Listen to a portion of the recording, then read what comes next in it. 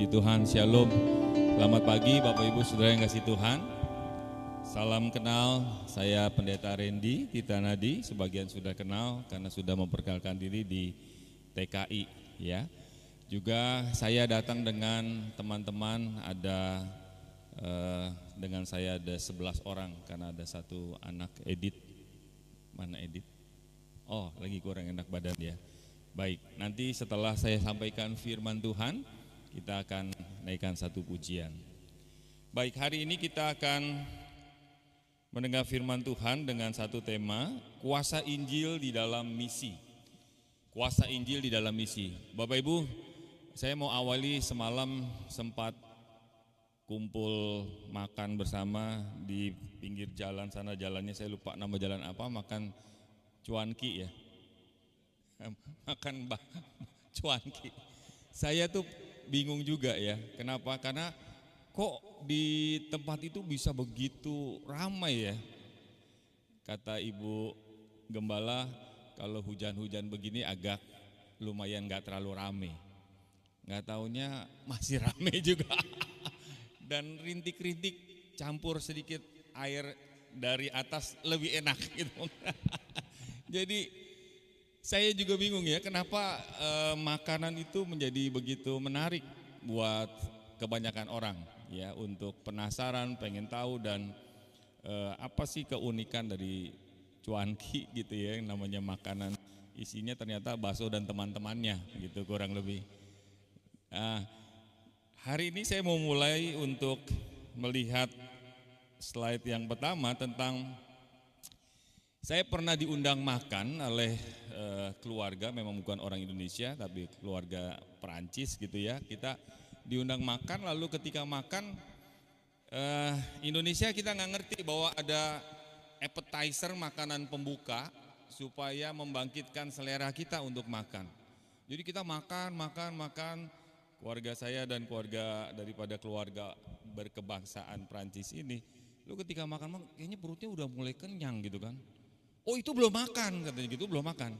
Itu baru pembuka, jadi makanan pembuka. Oh belum makan, makanan pembuka. Dikeluarkan makanan yang lebih besar lagi, main course-nya. Jadi makanan utamanya. Waduh, tadi aja kita udah gak kuat karena perut saya tampungannya memang kecil. Jadi dikasih pembuka aja udah mau penuh. Dikasih lagi yang makanan main course, waduh saya bilang nih hampir udah gak muat nih.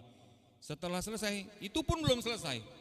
Ternyata ada makanan penutup, ya dessert mereka, kalau dalam istilah bahasa Inggris sebut dessert itu, jadi penutup.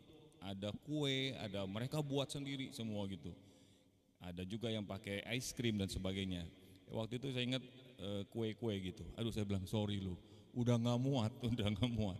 Jadi di dalam soal makanan ada makanan pembuka, ada makanan utama, ada makanan penutup. Makanan penutup itu bisa suka kasih yang manis-manis, yang dingin-dingin gitu untuk menghilangkan mungkin ada rasa yang kurang enak di mulut, amis kah atau apalah. Intinya ditutup dengan yang manis-manis gitu. Saudara, kalau kita di Indonesia semuanya jadi main course ya, gak ada open, gak ada close. Pokoknya hajar semua. Pokoknya makanan utama. Nah, yang saya mau sampaikan, kita kadang-kadang lupa di dalam hal rohani, sebetulnya ketika saudara dan saya percaya Tuhan, Tuhan tuh maunya apa dengan saudara, maunya apa dengan saya. Ketika dia menyelamatkan saudara, menyelamatkan saya, bedanya dengan orang yang belum diselamatkan, menerima hidup yang kekal di dalam Kristus, bedanya apa? Seorang yang melayani di Sri Lanka, dia menceritakan orang-orang Sri Lanka ini latar belakangnya adalah orang Buddha ya, mereka beragama Buddha. Lalu ketika Injil masuk ke Sri Lanka, banyak orang akhirnya ditawari Injil yang kita tahu Injil Yesus Kristus, kabar baik itu, dengan sebuah harapan bahwa kalau mereka sekarang susah, nanti setelah engkau percaya Yesus Kristus, engkau jadi gak susah lagi. Kalau engkau sakit, nanti waktu engkau percaya Yesus, engkau tidak sakit lagi, engkau sembuh. Maka dengan harapan dan iming-iming seperti itu, mulailah orang-orang Sri Lanka 1, 2 dan sekian banyak orang datang ke gereja. Ya, datang ke gereja dengan satu harapan. Kalau saya jadi orang Kristen, maka saya yang tadinya pakai helm nanti sebulan, 2 bulan, 3 bulan mungkin ganti, atau setahun tuker helmnya dibuang, ganti mobil. Ya berarti kan ekonominya meningkat. Kalau saya sakit, harapan akan sembuh. Ini harapan-harapan orang-orang di luar sana yang latar belakang Buddhism, Buddha, lalu mereka datang ke gereja. Nah, seorang misionaris datang ke Sri Lanka dan mereka misionaris ini mulai menceritakan kepada orang-orang Sri Lanka, sebetulnya ketika kamu percaya Yesus Kristus yang ada di dalam Alkitab, yang juga dikhotbahkan oleh para rasul, khususnya para rasul seperti Rasul Petrus, Rasul Paulus, juga para penginjil seperti Filipus, Stefanus dan sebagainya, mereka memang bukan tidak pernah menceritakan berkat-berkat seperti itu. Kesembuhan ya, soal ekonomi, soal perbaikan status hidup sosial kita, memang bukannya nggak pernah. Tapi presentasinya kecil sekali.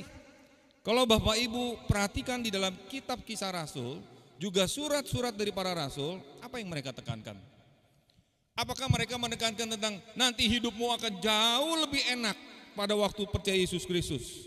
Kenyataannya kemarin kita mendengar cerita di Pospei Banjaran, Pospei Arjasari, bagaimana orang-orang mau nerima Kristus, mereka mengalami kesulitan, bahkan harus menghadapi ancaman nyawa.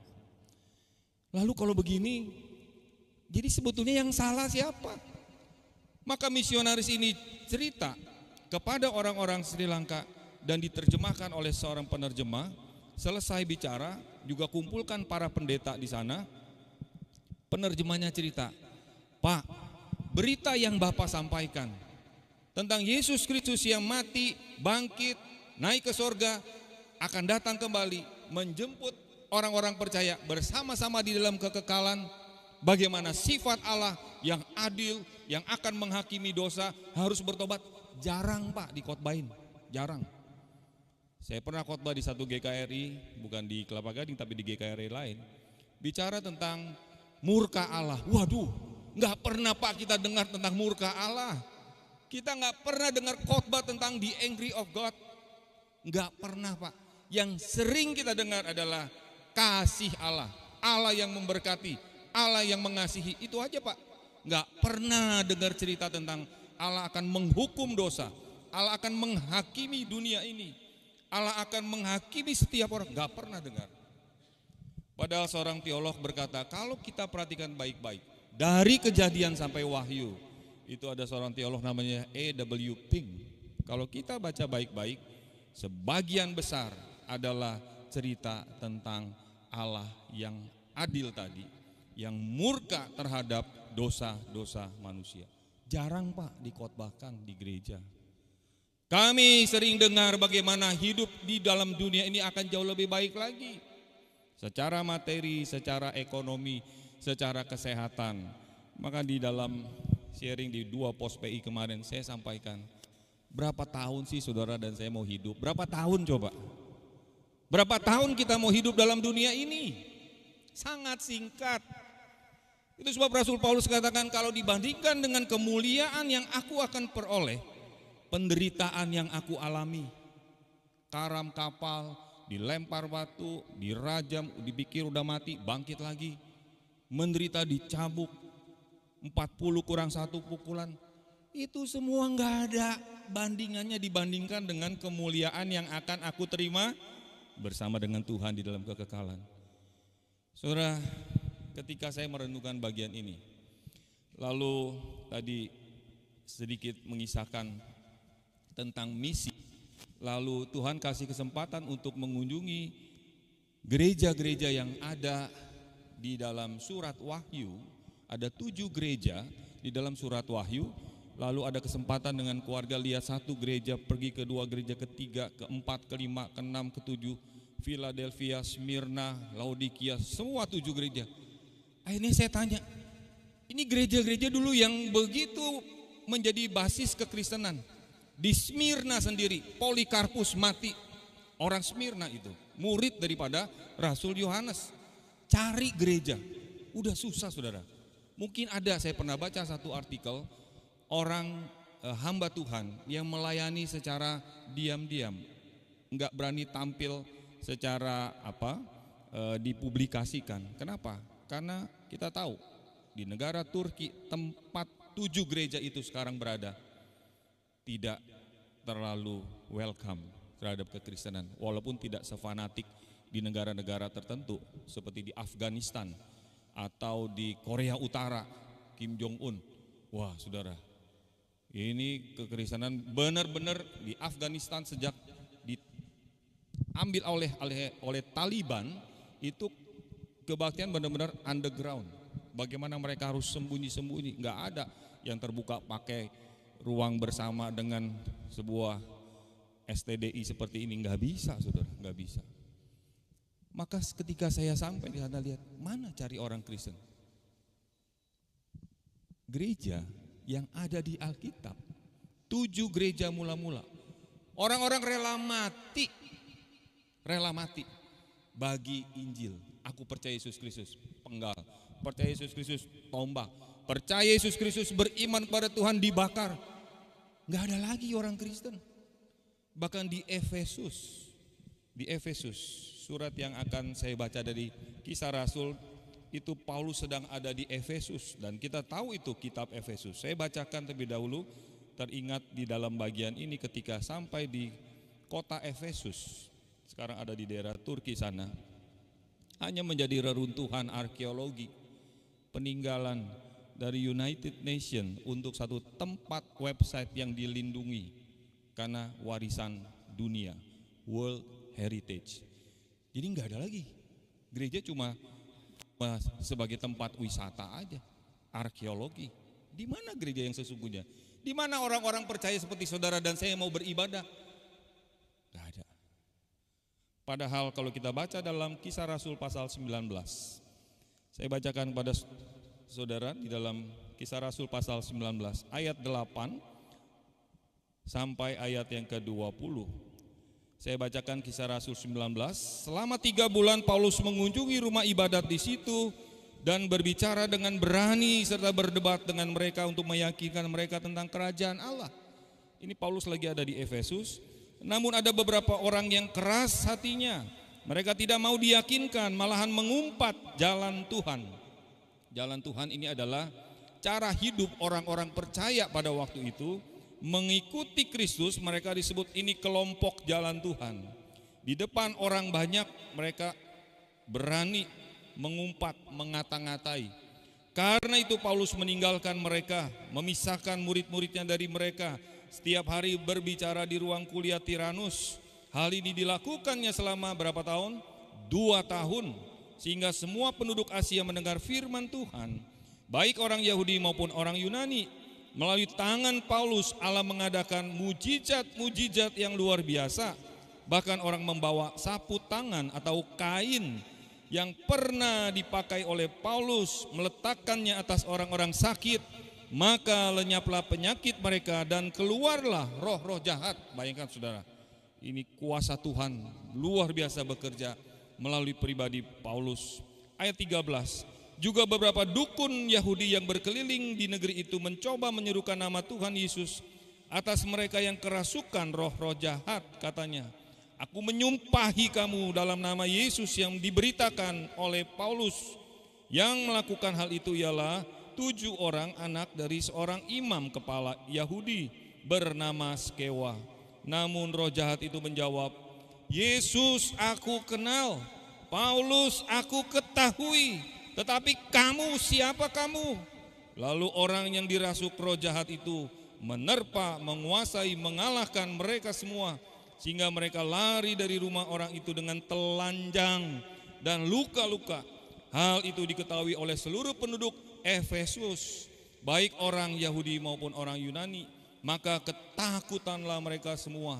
Masyhurlah nama Tuhan Yesus. Banyak di antara mereka yang telah percaya datang dan mengakui di muka umum perbuatan-perbuatan mereka itu. Banyak juga di antara mereka yang pernah melakukan sihir, mengumpulkan kitab-kitabnya, lalu membakarnya di hadapan semua orang. Nilai kitab-kitab itu ditaksir 50.000 uang perak. Dengan jalan ini makin tersebarlah firman Tuhan dan makin berkuasa. Waktu saya ingat kisah ini di Efesus, Tuhan pernah melakukan mujizat yang luar biasa besar. Tetapi ketika saya sampai di sana, ini Efesus ini daerah pantai, sangat indah sekali. Mana gereja? Hanya reruntuhan, peninggalan arsitektur Romawi. Terus ketika saya merenungkan itu, teringat surat kitab Wahyu. Kalau Tuhan sedang berjalan di antara kaki Dian ini melambangkan kehadiran Roh Tuhan. Dari satu gereja ke gereja lain, dari satu gereja ke gereja lain yang diwakili oleh 7 gereja. Kalau kaki Dian itu sudah tidak ada lagi di dalam gereja Tuhan, ini yang terjadi di negara Australia. Seorang cerita, Pak, saya pergi ke Australia, tetangga saya Pak bilang, Bu, mau cari gereja, udah nggak laku di sini gereja. Anak-anak muda udah gak mau pada ke gereja. Ibu ngapain mau cari gereja? Dia baru mau dibaptis. Dia cerita sama saya, tetangga saya Pak, karena dia punya family di Australia, udah bilang gak usah cari gereja. Anak-anak muda di sini juga udah gak pada mau ke gereja, Bu. Australia, saudara, kekristenan termasuk yang paling besar di Australia. Juga di Amerika, di Eropa, negara yang pernah menjadi pencetus reformasi untuk orang kembali kepada Alkitab. Mereka negara-negara yang hari ini berteriak, doakanlah kami. Kirim dari Indonesia, kirim dari Asia ke Eropa, ke Amerika, yang pernah kirim misionaris ke Kalimantan, ke Sumatera. Sekarang gantian, kamu kirim. Apa yang kita dapat pelajari? Ketika orang, tadi saya kasih contoh Sri Lanka, waktu kekristenan disalah mengerti, hanya urusan perut, hanya urusan kesejahteraan sementara, hanya urusan kita supaya hidup nyaman dalam dunia ini. Saya kasih tahu, Alkitab sudah membuktikan, sejarah gereja membuktikan, gereja akan ditinggalkan oleh Tuhan. Karena gereja tidak ada lagi pemberitaan tentang sifat-sifat Allah, karakter Allah yang menghukum dosa, yang akan menghakimi saudara dan saya. Enggak ada lagi itu, enggak ada lagi. Maka satu demi satu, secara nominal mungkin puluhan, ribuan, kalau perlu jutaan, tapi di dalamnya tidak ada lagi Yesus Kristus. Maka kaki Dian dipindahkan ke Afrika. Afrika, menurut data yang saya baca, akan menjadi dalam beberapa tahun ke depan negara yang lebih dari 50% orang-orang yang percaya. Orang-orang barat sekarang belajar dari orang-orang Afrika. Kemarin kita mendengar bagaimana orang dari barat minta didoakan. Tolong doakan kami, bagaimana kami punya hati misi seperti kamu menjangkau orang lain bagi Tuhan. Doakan kami, doakan kami. Kenapa? Karena sudah terlalu nyaman. Heran saudara, kekristenan selalu begitu.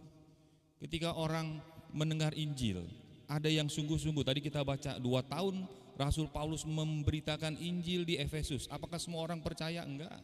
Ada orang yang tetap mengumpat, tetap ngata-ngatain Paulus, tidak menghargai Injil. Paulus nggak peduli, dalam arti aku tahu bahwa engkau bisa percaya Yesus Kristus bukan karena aku. Aku hanya memberitakan Injil. Tapi ketika tugasku sudah selesai, Paulus katakan kepada Timotius, lihat, darahku sudah mulai dicurahkan, kematianku sudah dekat. Tapi aku ingatkan kepada kamu Timotius, apa yang menjadi tugas tanggung jawabmu. Saudara yang kasih Tuhan, ketika saya merenungkan bagian ini, kuasa Tuhan di dalam pengabaran Injil, kuasa Tuhan di dalam mengubah hati orang. Kadang-kadang memang Tuhan pakai mujizat yang extraordinary. Extraordinary itu yang luar biasa, yang gak biasa, yang bukan biasa-biasa saja. Saya sering dengar orang berkata, bagaimana kabarnya? Luar biasa, luar biasa. Setiap kali ketemu luar biasa. Ya luar biasa gak jadi luar biasa lagi dong. Kalau setiap kali ketemu, apa kabar? Luar biasa. Apa kabar? Luar biasa. Jadi setiap kali ketemu luar biasa. Akhirnya kita nggak jadi luar biasa lagi. Kenapa? Habis setiap kali luar biasa. Nggak boleh bilang biasa, harus luar biasa. Saudara, banyak kali kita dipelintir pemahaman kita tentang Allah, tentang hidup yang sementara, tentang hidup yang kekal, termasuk melihat jiwa-jiwa dan hidup kita.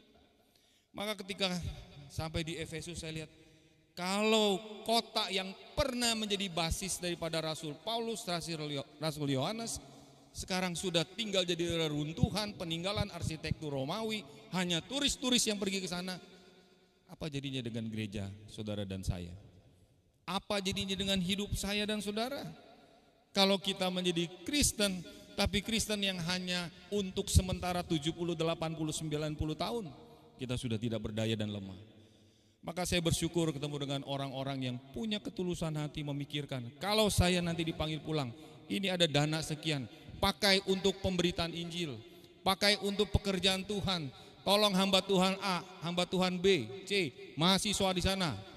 Ini orang-orang yang pikirkan, waktu saya sudah tidak ada, pekerjaan Tuhan akan terus bergulir maju. Ini Injil Tuhan.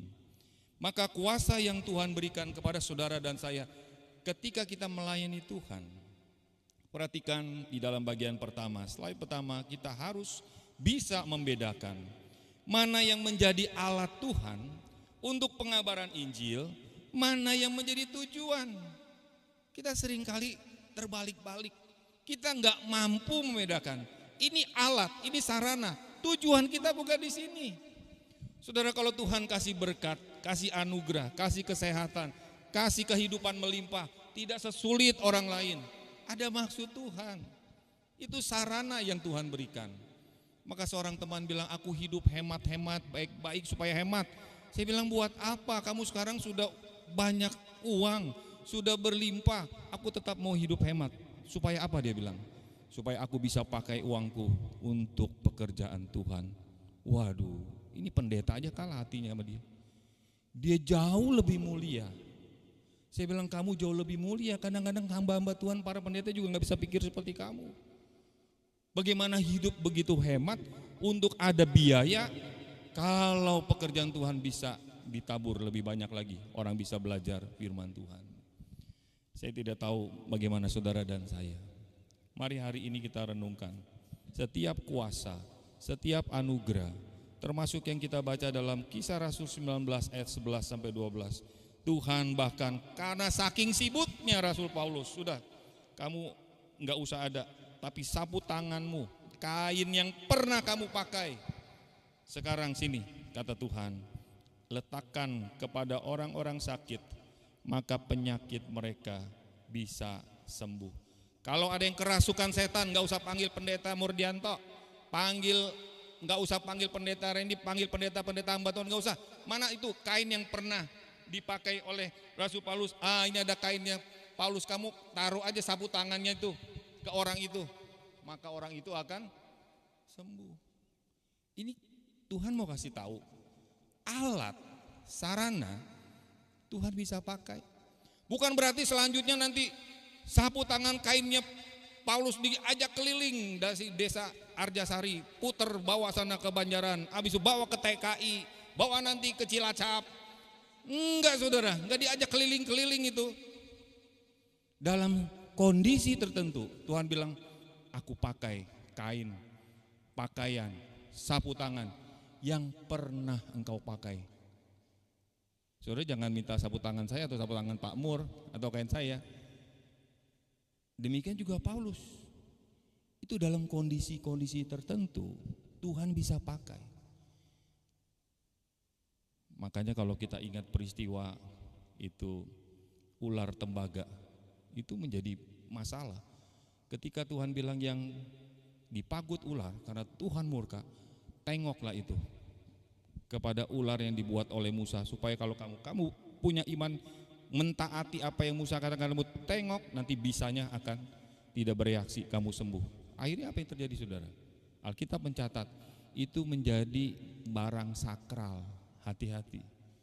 Maka saya tulis di sana, ada orang-orang tertentu, ini roti sudah didoakan, Ini anggur sudah didoakan, maka keliling-keliling, mana yang sakit, mana, ayo kasih minum anggur, kasih roti perjamuan supaya dia sembuh. Celaka saudara, itu cuma sarana, jangan jadikan tujuan. Orang suka terbalik-balik, betul? Kita dalam perjalanan hidup ini, semua yang kita ada, kesehatan, kekuatan, materi, apapun yang saudara miliki, semua itu cuma sarana, alat. Tapi tujuannya bukan di situ. Saudara tidak mungkin hidup di atas 90 mungkin lah ya, 100 tahun ke atas kayaknya susah. Kayaknya susah, ada nggak? Ada, saya pernah ketemu orang umurnya 101, 101, tapi udah dikerangkeng gitu, ditutup. Kenapa? Dia udah demensia, udah Alzheimer, tidak bisa keluar, kalau keluar lupa. Kita nggak usah 100 ya, 70 juga kadang-kadang ada yang udah error, ada yang kayaknya. Saya suka bercanda dengan anak-anak juga. Anak-anak saya bilang, Papa udah cerita 10 kali. Ya ampun, masa sih 10 kali? Iya Pak, udah cerita 10 kali. Ya udahlah, sekarang yang ke-11. Artinya saya kadang-kadang lupa udah cerita lagi. Sebetulnya saya punya maksud supaya kamu ingat nih, ini bagian penting. Tapi ada juga orang yang cerita karena sudah apa? PIKUN, udah pikun, dia udah lupa. Padahal baru 70. Bersyukur kalau diantara Bapak Ibu Saudara udah 80, masih ingat Pak. Bukan hanya yang lalu. Biasa orang tua cuma ingatnya yang lalu. Yang depan dia udah baru berapa menit, lupa dia. Taruh handphone di mana tadi, lupa. Tapi yang 50 tahun yang lalu masih ingat dia. Tapi 5 menit dia sudah lupa. Saya mau kasih tahu, ini hidup yang singkat ini cuma sarana. Tuhan kasih supaya kita bisa sampai ke tujuan hidup yang kekal. Tapi orang konsentrasinya nih di sini terus, yang sementara terus. Nggak apa-apa Pak, yang sementara aja, enak nih sementara. Saudara, kalau kita melihat yang sementara tadi, yang alat sarana, kita jadikan utama, jadikan main course, maka kita kehilangan berita Injil yang sesungguhnya. Saya tidak heran kalau orang baru dikit-dikit, saya kecewa dengan gereja itu, saya kecewa dengan pendeta itu, saya kecewa dengan Tuhan, pindah lagi, gereja itu mungkin akan lebih baik, gereja B, gereja C, sampai mati saudara nggak akan pernah ketemu gereja yang sempurna. Ya saudara sendiri nggak sempurna, mau cari yang sempurna. Ketika saudara masuk, yang saudara anggap sempurna akan jadi nggak sempurna gara-gara saudara masuk ke situ. Saya pikir-pikir, betul ya, Tuhan terima kasih. Sekarang kita kembali kepada Alkitab, bagaimana hidup kita. Tuhan pakai semua benda-benda tadi, sapu tangan, kain yang pernah dipakai Paulus. Tapi Alkitab tidak pernah menekankan soal sapu tangan dan kain berlebihan, betul? Hanya sarana. Ada orang tadi beberapa waktu yang lalu Pak Murdianto bercerita bagaimana jemaat mendoakan jemaat, itu nanti tiba-tiba ada keluar ranting, ada keluar paku, mungkin pernah main kuasa gelap, perdukunan, macam-macam itu. Makin saudara masuk ke kota-kota, ke negara-negara yang terbelakang, itu makin perbuatan-perbuatan kuasa setan makin luar biasa, aneh-aneh. Kalau di kota besar, setan tahu, ini mah nggak usah pakai yang aneh-aneh, paku lah, pakai ini keluar-keluar, biarin aja itu kebaktian aja, kebaktian terus, nggak apa-apa. Baru kita lihat seperti tadi anak daripada imam orang Yahudi namanya Skewa. Biarin. Saudara perhatikan, di dalam tujuan misi kita, bagian yang kedua, harus selalu pribadi Allah sendiri. Amin. Jangan cari yang lain. Soal makan, minum, susah, senang, sakit, sehat, bukan hanya orang lain yang di luar Tuhan yang ngalamin. Saudara dan saya juga bisa ngalamin. Kok bisa Pak? Kalau kita sudah jadi anak Tuhan Pak, nggak boleh pilek Pak, nggak boleh kena COVID. Siapa bilang? Banyak pendeta yang cinta Tuhan mati karena COVID. Apa karena dia kurang beriman? Enggak, memang waktunya udah selesai. Bukan berarti kita tantang-tantang mana. Saya ingat waktu COVID itu ada jemaat yang orang tuanya meninggal. Waduh, dia minta tolong, Pak bisa nggak Pak datang untuk doakan karena lagi COVID. Aduh, saya bilang sama istri saya, gimana ya? Udah kita pergi deh berdua. Lagi tinggi-tingginya itu varian apa ya? Delta atau apa itu waktu itu ya. Jadi waktu kita datang di tempat peti mati itu berada, terus langsung protokol mereka keluar gitu. Silakan, udah di wrapping pakai plastik, saudara masih ingat itu? Jadi saya bilang tadi udah iya Pak, singkat aja. Ya udah, saya ingat itu, pimpin ibadah nggak usah ditutup, udah ditutup sendiri, bukan penutupan peti karena udah tutup, bahkan udah di wrapping, udah dikasih plastik. Doa singkat ya Pak, iya. Cuma doa, Tuhan, aku serahkan tubuh yang sementara ini, memang bukan kekal dan akan juga hancur dan hina ke dalam tangan-Mu. Amin. Masuk ke ambulan, bawa ke tempat pemakaman. Singkat sekali. Apa yang saya mau katakan adalah, kalau kita memahami Allah menjadi tujuan hidup kita, bukan berarti kita konyol-konyolan, biarin dah, enggak. Kita sudah ikutin protokol kesehatan, kita sudah berjuang supaya aku jangan sehat gimana, supaya perutku jangan buncit begini bagaimana ya, supaya aku jangan seperti polisi yang perutnya pada, kok bukan tampang polisi lagi ini karena perutnya udah enggak six pack tapi one pack gitu. Maka saya bilang, aduh ini six pack apa one pack perut saya ini, duh gimana gitu. Maksudnya kita latih diri kita, bertanggung jawab dengan diri kita, itu bagian kita. Tapi kita tahu ini bukan di sini tujuan kita. Tujuan kita adalah memakai tubuh kebangkitan. Amin. Bapak Ibu mau pakai tubuh yang ini yang sekarang atau mau pakai tubuh kebangkitan? Tubuh kebangkitan itu tubuh yang mulia. Tubuh yang sekarang umur 60, kemarin saya ngobrol sama satu orang, Pak, ntar kalau mulai 60, akar-akar gigi udah mulai pada kendor Pak.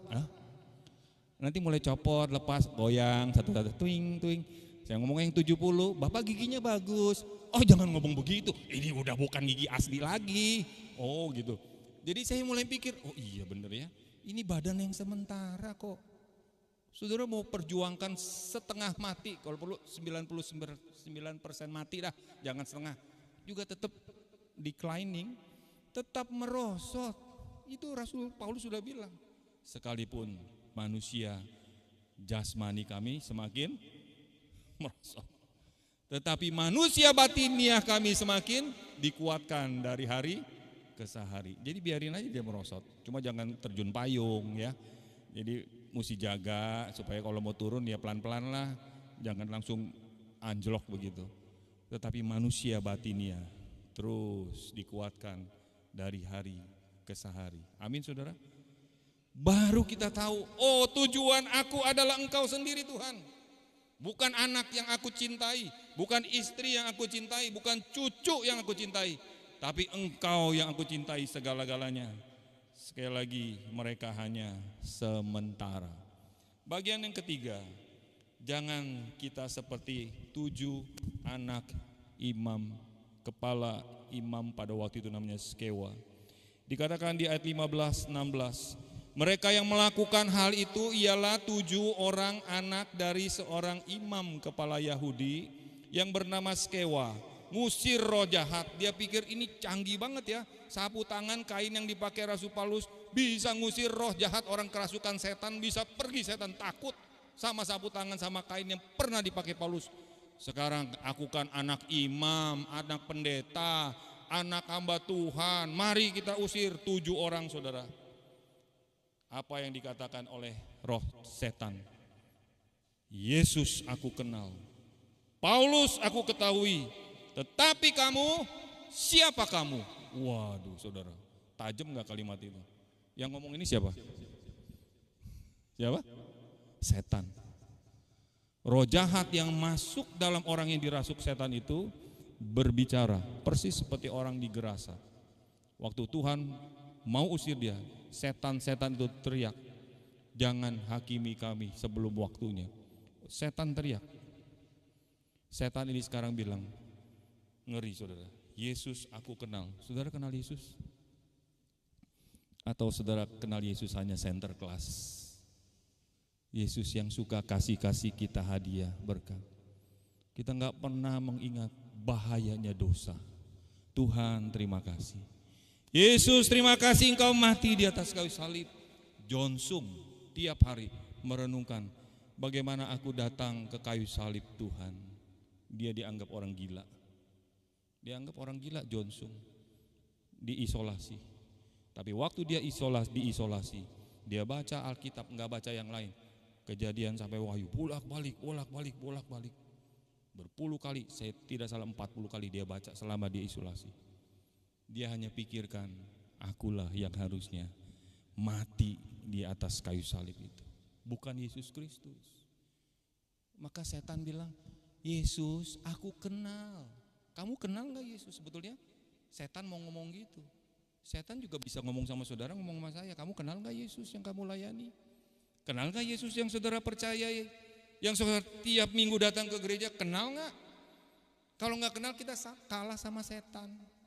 Seperti Yakobus bilang, iblis juga percaya bahwa setan itu ada, tapi iblis tidak pernah mau melakukan. Itu yang semalam saya sampaikan. Seringkali kita menipu diri kita sendiri, termasuk para pendeta, hamba Tuhan. Saya juga otokritik kepada diri saya. Apakah saya sedang menipu diri saya, menipu jemaat, menipu orang lain kalau saya tidak melakukan firman Tuhan? Harus seperti itu. Maka bukan hanya dikatakan Yesus aku kenal, kata setan ini, Paulus aku ketahui, tetapi kamu, siapa kamu? Waduh saudara, kalau saudara ditanya, kamu orang Kristen? Sekarang setan ngomong begini, siapa kamu? Kristen, benar Kristen, benar pendeta, benar hamba Tuhan, benar majelis, benar penatua. Seluruh profesi kita dibongkar, dikonfrontasi. Kita mau jawab apa saudara?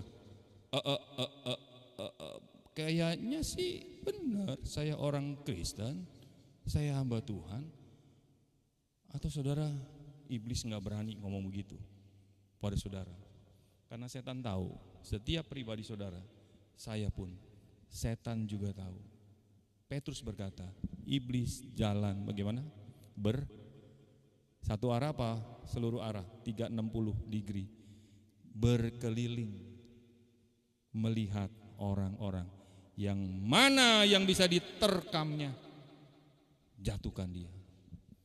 Waktu saya renungkan bagian ini, Tuhan terima kasih engkau ingatkan aku. Jangan sampai aku seperti 7 anak imam Skewa. Sebut nama Yesus, dikit-dikit Yesus, copot diganti Yesus. Dulu latahnya pakai copot, sekarang Yesus. Nggak ada lagi arti nama Yesus. Apakah Yesus saudara kenal? Apakah Yesus saya kenal baik-baik, punya persekutuan pribadi dengan dia, yang satu hari kita bersama-sama dengan dia di dalam kekekalan? Maka bagian ini, mari kita beriman, bukan hanya di mulut kita, karena satu hari Tuhan Yesus sudah kasih tahu di Injil Matius, nanti di dalam penghakiman ada orang-orang teriak, Tuhan, Tuhan, bukankah aku bernubuat demi namamu? Tuhan, Tuhan, bukankah aku mengusir setan demi namamu? Tuhan bilang apa? Enyahlah engkau, aku tidak pernah mengenal engkau. Sebetulnya kalau kita mau kembangkan lagi, cuma orang-orang inilah, kamulah yang sok kenal dengan aku, padahal aku tidak kenal kamu. Ini peringatan keras sekali buat saudara dan saya, supaya akhirnya kita di bagian yang terakhir ini jangan hidup hanya bagi diri sendiri. Hiduplah seperti apa yang Tuhan kehendaki. Ingat, ada suku tertentu, ada kaum tertentu, ada bahasa-bahasa tertentu yang belum punya Alkitab, yang belum mengenal Tuhan. Pernahkah saudara berdoa buat para penerjemah Alkitab? Saya waktu setiap Jumat kita kumpulkan materi-materi doa syafaat, saya terkejut, ada satu suku yang tidak pernah punya tulisan, nggak punya tulisan saudara. Terus seorang penerjemah Alkitab datang ke tempat itu, suruh bikin penerjemahan Alkitab ke bahasa suku itu. Coba saudara pikir, gimana bikinnya? Nggak punya teks, suruh bikin teks. Akhirnya penerjemah Alkitab ini datang ke suku itu, dia pelajari, dia ngobrol dengan penduduk setempat. Bahasa apa? Kamunya mau A, U, I ditulis semua suku kata. Oh, ini artinya itu. Jadi penerjemah ini yang bikin tulisan. Bahasa lisan ditulis oleh penerjemah ini bikin. Untuk apa, saudara? Untuk menerjemahkan Alkitab. Pernahkah saudara berpikir ada orang-orang yang punya hati yang Tuhan gerakan seperti itu? Waktu saya pikir, waduh, susah sekali pekerjaan seperti ini. Seorang teman menerjemahkan ke bahasa Banyumas di Purwokerto. Udah ada 5 tahun kali belum kelar-kelar. Belum Pak, belum kelar Pak. Dia orang Purwokerto. Ada orang-orang yang punya kemampuan seperti itu. Saudara, panggilannya di mana? Pernahkah kita berpikir bukan hanya buat diri kita, bagi orang lain? Bagi orang lain. Kalau saudara punya hati seperti itu, saya sangat yakin Tuhan akan mempertemukan saudara. Kalau saudara punya kapasitas, saudara akan dipakai oleh Tuhan untuk itu. Kalau saudara punya kerinduan itu tapi mungkin dalam bagian tertentu tidak punya kapasitas tertentu, Tuhan akan pertemukan. Saya sudah melihat pekerjaan Tuhan begitu besar, dan Tuhan pakai orang-orang yang punya hati untuk pekerjaan perluasan kerajaan sorga. Maka di bagian akhir saya mau mengutip seorang misionaris namanya W.J. Davis berkata, karena dia ada di satu tempat itu semua menyembah berhala, dewa-dewi. Lalu terjadi kekeringan, maka gereja pada waktu itu sangat sedikit orang yang mau datang. Maka hamba Tuhan ini mengumumkan, datanglah ke gereja minggu depan, dan kami akan berdoa kepada Allah yang menciptakan langit dan bumi agar memberikan kita hujan, dan kita akan melihat siapa yang adalah Allah sejati, siapa yang adalah hamba-hamba dan rekan-rekan sejatimu. Davis pergi ke Afrika, ke satu masyarakat namanya masyarakat Bantu di Afrika Selatan. Kumpul datang rame-rame, dan Tuhan beranugerah. Turunkan kuasanya, turunkan hujan, mulai orang datang. Tapi bukan itu yang jadi tujuan utama. Sekali lagi, waktu saudara dan saya ada di gereja, waktu saya jadi hamba Tuhan, saya bertanya pada diri sendiri, mau ngapain kamu jadi pendeta? Mau apa kamu jadi hamba Tuhan? Mau apa kamu jadi pengurus gereja? Tanya pada diri kita masing-masing. Apa tujuanmu? Apa tujuanku? Nanti Tuhan akan berbicara kepada kita masing-masing. Kiranya Tuhan memberkati firman-Nya.